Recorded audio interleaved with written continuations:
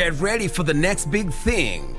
A woman with a voice is by definition a strong woman. So we need to start bringing out the profession in a woman. When we demonstrate, they will come when we've been tear gassed, not when we want to pass the message. The Dada's Show is back, a show where women get to be themselves and discuss real issues. She cannot allow other women to come on the same space because she's getting different privileges from men. So akiona mwanamke, ako like, this is a competitor. This being an election year, we have given an opportunity to women to express themselves and share their expectations during this critical moment in our country. The issue of corruption and how it has impacted women and children in this country. Create jobs for the informal sector, create jobs for the youth who leave the universities. Hatutaki bora uongozi, tunataka uongozi bora. Keep your heels, head and standards high. Dadas, coming soon.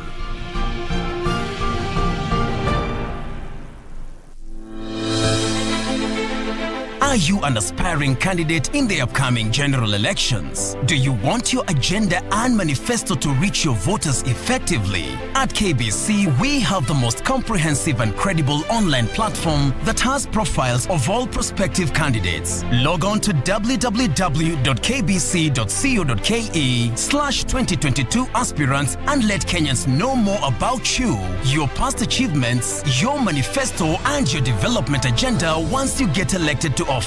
What's more, the website is easy to navigate. We will create your profile, post pictures and short videos with your campaign messages at affordable hosting fees. Log on to www.kbc.co.ke/2022 aspirants today and establish your brand authority as we lead towards the forthcoming general elections.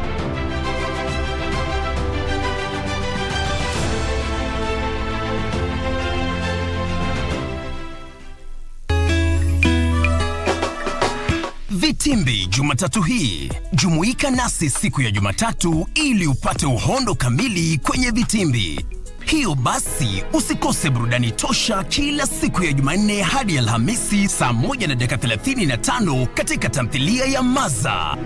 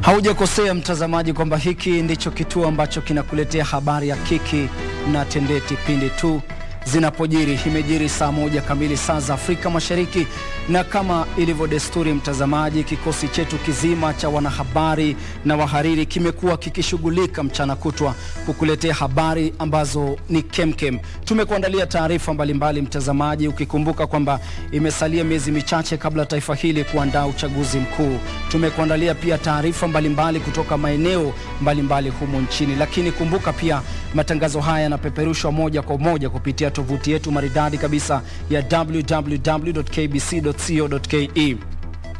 Ukiwa kwenye Facebook, Twitter na vile vile YouTube utapata matangazo haya at KBC Channel 1. Lakini kama ilivyo desturi, kwanza ni kuamsha hamu. Hivi ni baadhi ya taarifa kuu kwa leo.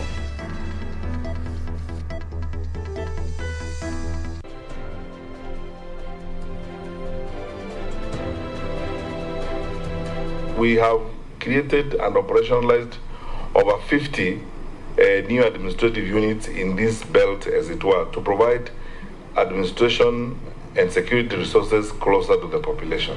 Baraza la Kitaifa la Usalama la dhamiria kuzuia safari za ndege katika anga ya maeneo ya North Rift na Laikipia katika juhudi za kukomesha ujangili.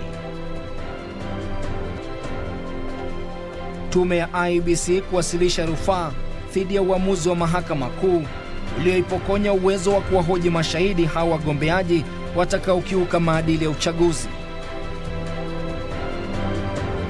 Na foleni ndefu zaendelea kushuhudiwa kwenye vituo vya petroli, uhaba wa mafuta ukikithiri.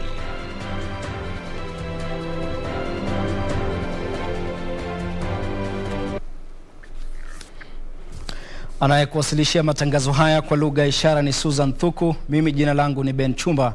Karibu. Serikali imetumia asilimia 21 ya rasilimali za kikosi cha polisi kukabiliana na ujangili katika maeneo ya North Rift na Laikipia. Waziri wa usalama wa taifa Fred Matiang'i aliwaambia wabunge kuwa Baraza la Kitaifa la Usalama limedhamiria kuzuia safari za ndege kwenye anga ya maeneo hayo kwa muda wa siku 30, mbali na kuwapeleka wanajeshi kuchimba vidimbwi vya maji. Lakini jinsi ripota wetu Gishuki Washira anavyotuarifu, viongozi katika maeneo hayo hawajaridhishwa na hatua zilizochukuliwa kudumisha usalama katika maeneo hayo. Waziri wa usalama wa taifa Fred Matiang'i alifika mbele ya kamati ya bunge kuhusu utawala na usalama, ambapo alisema kudorora kwa usalama katika maeneo ya North Rift na Laikipia kumechangiwa pakubwa na umiliki wa silaha haramu, uchochezi wa kisiasa, viwango vya juu vya kutojua kusoma na kuandika, pamoja na mizozo ya ardhi ya tangu jadi. Matiang'i aliwafahamisha wanachama wa kamati hiyo kwamba serikali imepeleka asilimia 25 ya rasilimali za idara ya polisi katika maeneo hayo kulinda usalama. Close to about 25% of our policing resources in the country are spent virtually on that belt of our country. We have kept increasing numbers of our police officers, and now we have come to a point where we are embedding specially trained teams. Ujangili na wizi wa mifugo zimekuwa donda ndugu kwa wakazi wa kaunti za Laikipia, Baringo na Elgeyo Marakwet kwa muda mrefu.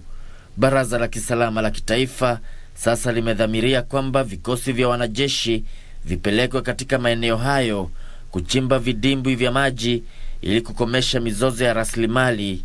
We have the proposed Ayen Dam, the Chesitate water pan, and the proposed Chesitate 2 water pan that is being done and supported by the KDF.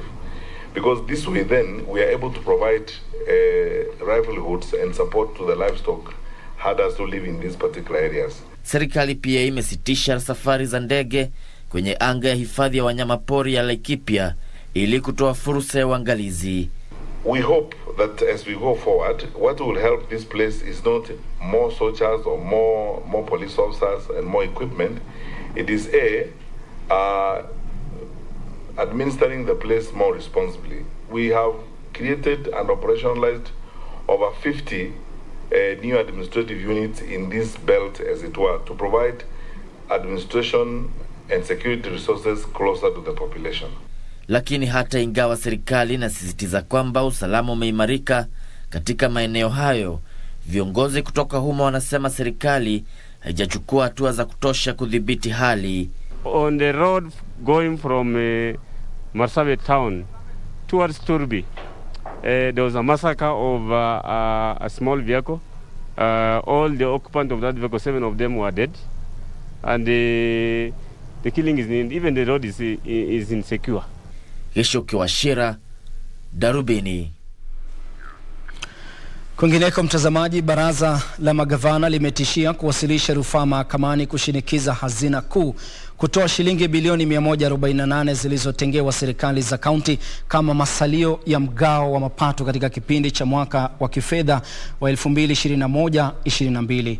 Naibu mwenyekiti wa baraza la magavana James Ongwae amesema ikiwa hazina kuu haitatoa ruzuku kwa serikali za kaunti kukidhia kucheleweshwa kwa pesa hizo, basi shughuli katika kaunti zitalemazwa.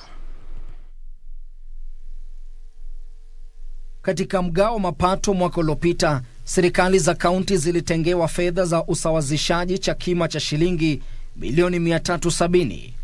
Huku ikisalia miezi miwili kukamilika kwa kipindi cha matumizi ya fedha za serikali cha mwaka 2021-22, baraza la magavana linadai kwamba serikali za kaunti bado hazijapokea shilingi bilioni 148 kutoka kwa hazina kuu. 8.26 billion to 11 counties for January, 16.20 billion to 23 county governments for February allocation, 29.6 billion to 47 county governments for March allocation, and 33.3 billion to 47 county governments for the April allocation. Wakati wa kikao cha kujadili masuala muhimu yanayosonga serikali za kaunti, baraza la magavana linatishia kuwasilisha rufaa mahakamani kushinikiza kutolewa kwa pesa hizo. We will also engage CBK, CRA, COB and the National Treasury to provide for an overdraft facility that will help cushion counties from the delay in disbursement of funds.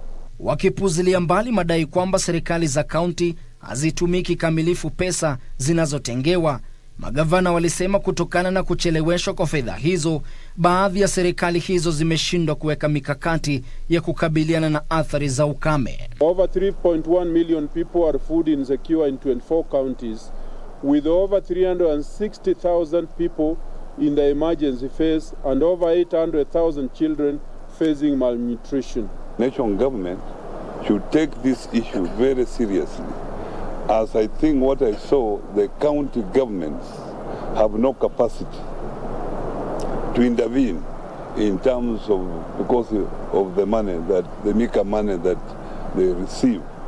We also continue to appeal to international community, particularly the ones involved in humanitarian undertakings, to come in, because we have a looming disaster, and now that the rains for April, the onset has delayed, things are bound to worsen.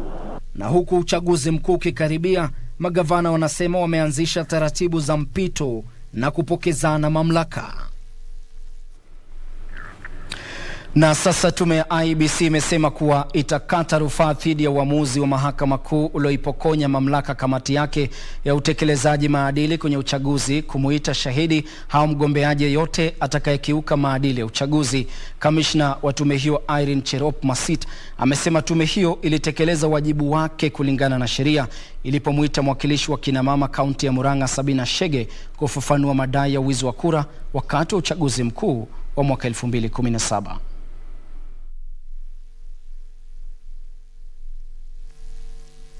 Kwenye mahojiano na kituo cha redio cha KBC English Service, kamishna wa tume huru ya uchaguzi na mipaka IEBC Irene Masit amesema tume hiyo inakubali uamuzi wa mahakama kuu wa kumwondolea mashtaka mbunge wa kaunti ya Murang'a Sabina Chege na wangali wakichunguza uamuzi huo. We've just petitioned the court on appeal. We are a law-abiding commission and we abide by what the courts say. So we are going and we'll keep you posted. I know it will be in public domain. This committee is anchored in law. Actually, it's in the Elections Act. It's law. We are starting actually the judgment and we'll be giving our opinion on the same soon. Jaji Anthony Mrima aliamua Jumatatu kuwa kamati hiyo ya tume ya IEBC haina mamlaka ya kuita shahidi au mgombeaji atakayekiuka maadili ya uchaguzi. Alisisitiza kuwa kanuni za uadilifu za tume hiyo hazitatumika kwa sababu wagombeaji wa uchaguzi hawajaidhinishwa. Chege kwenye mkutano wa kisiasa alisema uchaguzi mkuu wa mwaka 2017 huenda ulikumbwa na visa vya udanganyifu. Haya yanajiri huku mbunge wa Gatundu Kusini Moses Kuria akisubiri kikao cha kamati ya nidhamu kitakachoandaliwa tarehe 7 mwezi huu ili kuchunguza madai yake ya wizi wa kura. Mnamo tarehe 30 mwezi Machi, mwenyekiti wa tume ya IEBC Wafula Chebukati alisema suala hilo liliwasilishwa mbele ya kamati hiyo kuambatana na sheria na kupuzilia mbali pingamizi zilizoibuliwa na kundi la mawakili wa Kuria kuhusu mamlaka ya kamati hiyo kusikiliza kesi hiyo.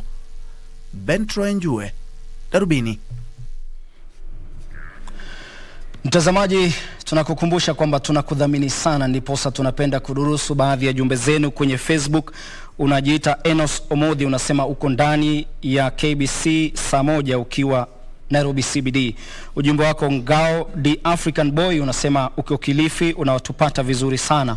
Unasema kazi nzuri. Isaac Chumba ukiwa Tarbo unasema hakuna mafuta. Onyando Wycliffe unasema kazi nzuri sana. Unatazama Darubini ukiwa county ya Kisii. Alafu Lea Anyango unasema uko Kaimosi, bado unatazama matangazo haya ambayo yanapeperushwa kupitia mtandao wa Facebook, Twitter na vile vile YouTube @KBC Channel 1. Mtazamaji, kipindi cha kwanza cha Darubini kinakamilika, lakini usiende mbali kwani bado tumekuandalia taarifa kemkem.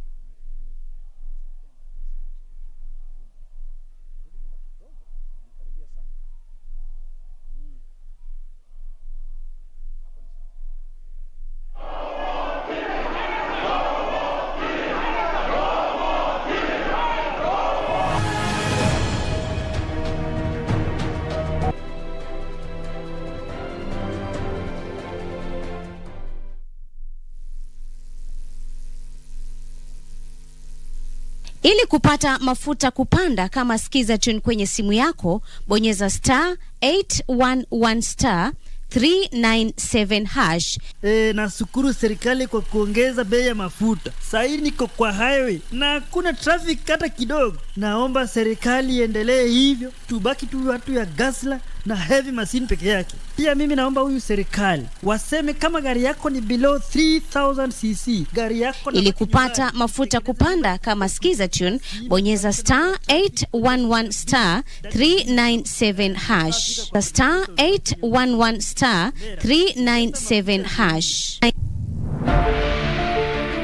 Get ready for the next big thing.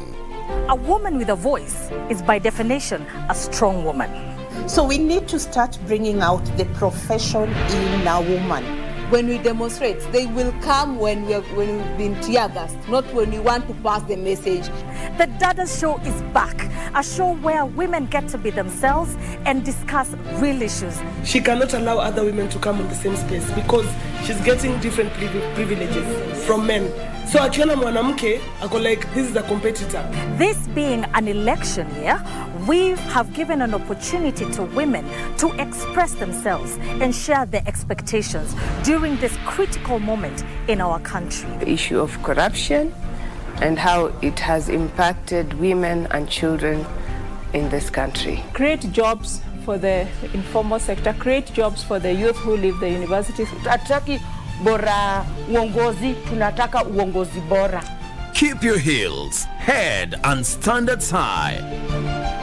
Dadas, coming soon.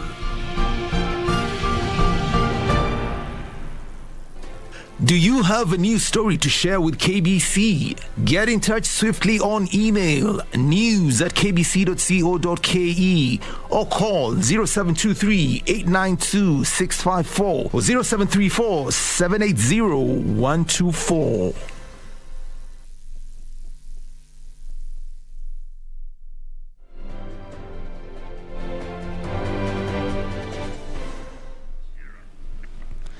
Karibu tena mtazamaji. Na kundi la wataalamu kutoka Marekani liko humu nchini kwa juma moja kuendesha mpango wa kuhamasisha kuhusu ugonjwa wa ulemavu wa ubongo au autism jijini Nairobi. Katika siku ya kwanza ya mkakati huo, wadau walitoa wito kwa serikali kupitia Wizara ya Elimu kujumuisha maradhi hayo ya autism katika mafunzo ya mtaala mpya wa elimu CBC.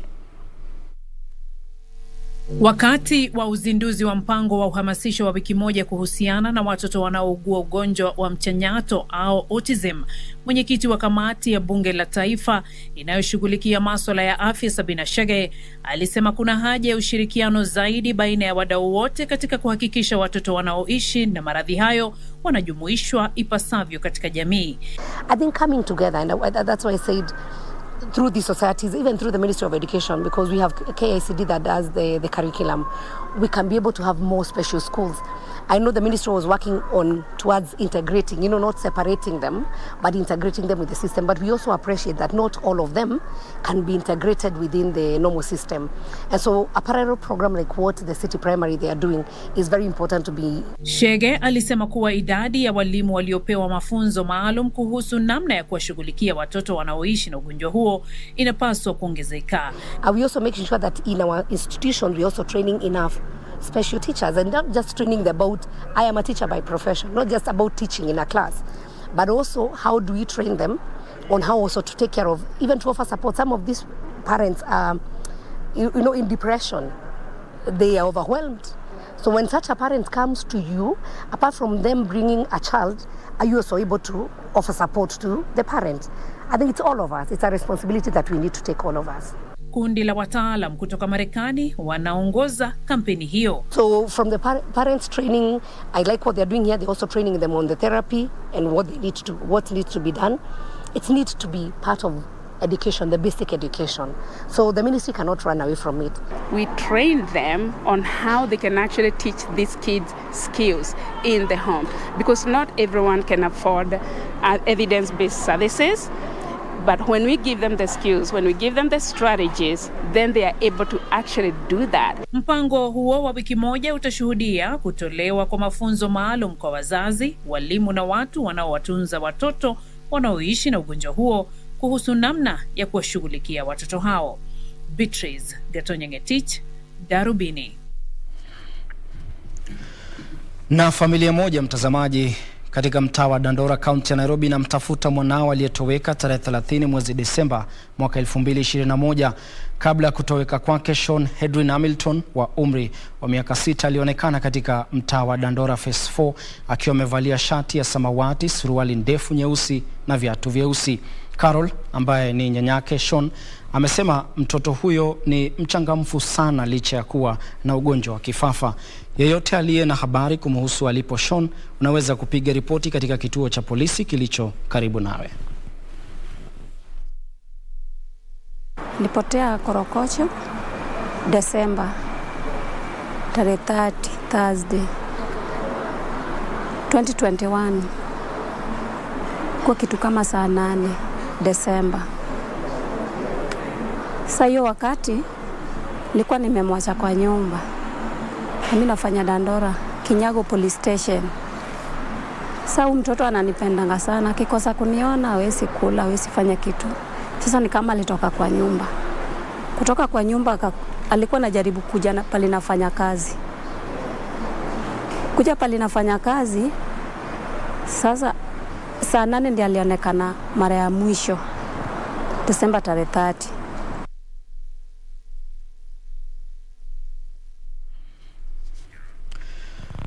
Rais Uhuru Kenyatta amewataka wabunge katika nchi zilizoko eneo la Maziwa Makuu kuhubiri amani katika eneo hilo.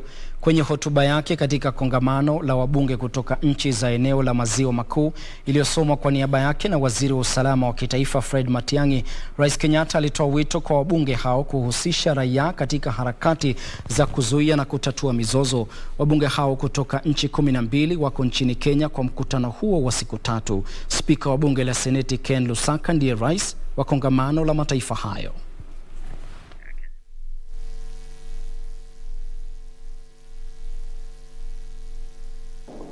As you deliberate on these very pertinent issues, remember that the eyes and hopes and aspirations of hundreds of millions rest firmly on you. I trust that you shall lead the region into a bright new dawn that is free of conflict, that is bold and responsive to the desire of our people for peace and prosperity, and which breathes life into the unity and common purpose that must be the foundation for our individual and collective peace and security. Our legislatures have a unique role to play by continually addressing the issues of equitable distribution of resources and economic development. Parliamentarians are critical in creating and sustaining the enabling environment that guards against the emergence and escalation of conflict. Kenya is going to have its elections this year in August. We are looking forward to a peaceful election and want to appeal to all the political players to ensure that we have peace during elections.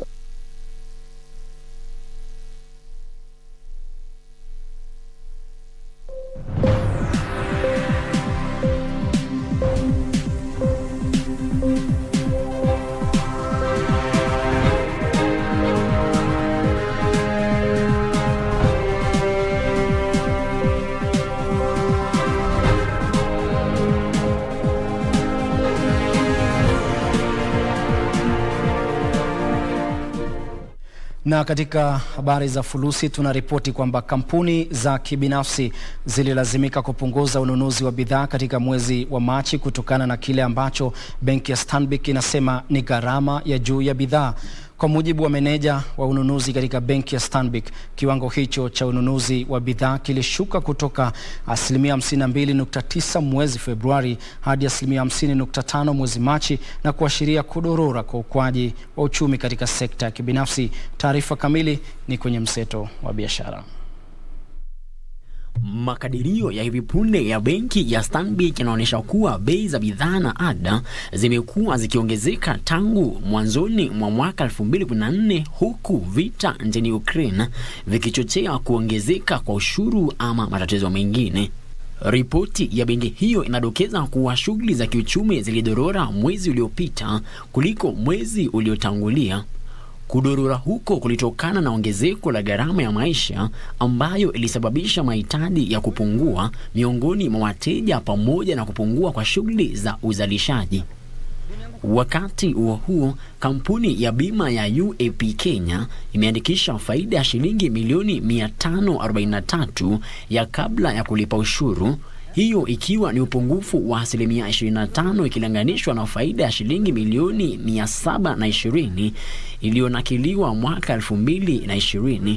Kampuni ya UAP inasema hali hiyo ilitokana na kupungua kwa mtaji kwa kima cha shilingi milioni 600 kufuatia utathmini mpya wa malipo ya kodi ya mijengo ambayo muda wake unakamilika. Malipo ya bima yaliongezeka kwa 20% kuambatana na ukuaji wa biashara, hususan bima za magari na matibabu.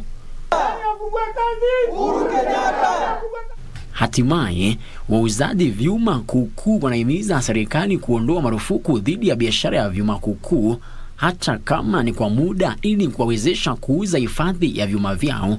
Wadau hao wanasema hatua hiyo itawezesha kujipatia mapato kutokana na uwekezaji wao. Tangu bani iwekwe tumeumia sana. Sisi tulifungiwa kazi kama tuko na stock, hatukupewa hata muda wa kuuza stock yetu. Kamati ya kitaifa ya Olimpiki.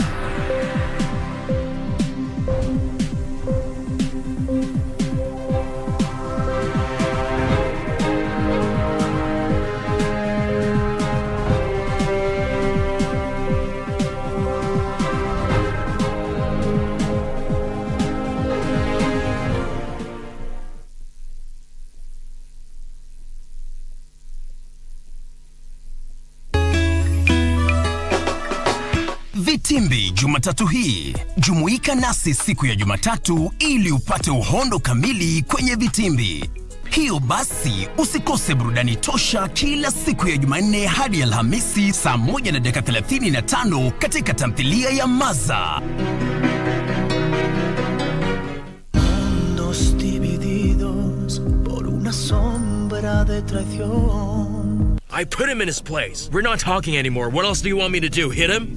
My duty to warn you that if he presses charges, I will be obliged to take legal action against you, doctor, and the hospital. I have a feeling that Preciado is an accomplice of Damian. The doctor said we need to go to the hospital right now. I'm afraid he has some news about Daniel. Your strategy to tell on me is a failure. Sooner or later, my brother's going to understand the game that you're playing and he will know who you are. I don't want to be your girlfriend anymore. Lying heart. Fue sembrando el veneno y la ambición.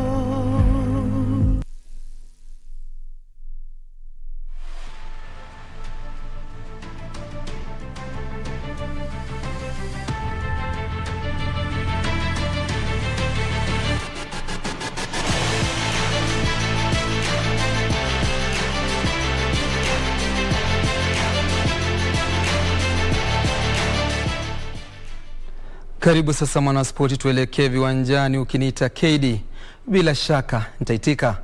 Kinara wa shirikisho la riadha humu nchini Jack Tuwei amesisitiza kuwa mikakati mwafaka itawekwa ili kuhakikisha wanariadha wanadumisha nidhamu ya hali ya juu na kuzuia utumizi wa dawa za kusisimua misuli. Kwingineko kama